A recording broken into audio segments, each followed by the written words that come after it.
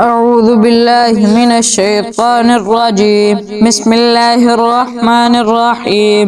إذا جاءك المنافقون قالوا نشهد إنك لرسول الله والله يعلم إنك لرسوله والله يشهد إن المنافقين لكاذبون اتخذوا أيمانهم جنة فصدوا عن سبيل الله إنهم ساء ما كانوا يعملون ذلك بأنهم آمنوا ثم كفروا فطبع على قلوبهم فهم لا يفقهون.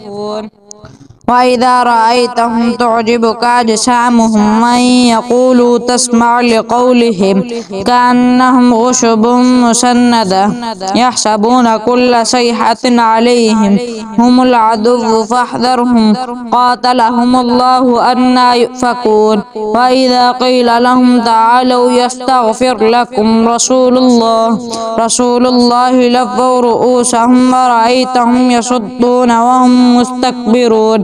سواء عليهم أستغفرت لهم أم لم تستغفر لهم لن يغفر الله لهم إن الله لا يهدي القوم الفاسقين. هم الذين يقولون لا تنفقوا على من عند رسول الله حتى ينفضوا ولله خزائن السماوات والأرض ولكن المنافقين لا يفقهون. يقولون لئن رجعنا إلى المدينة ليخرجن الأعز منها الأذل ولله العزة ولرسوله ولكن المنافقين لا يعلمون.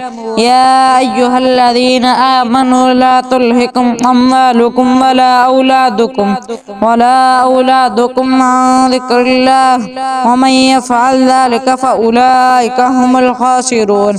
أنفقوا مما رزقناكم من قبل أن يأتي أحدكم الموت فيقول ربي لولا أخرتني إلى أجل قريب فأصدق وأكن من الصالحين ولن يؤخر الله نفسا إذا جاء أجلها والله خبير بما تعملون. صدق الله العظيم.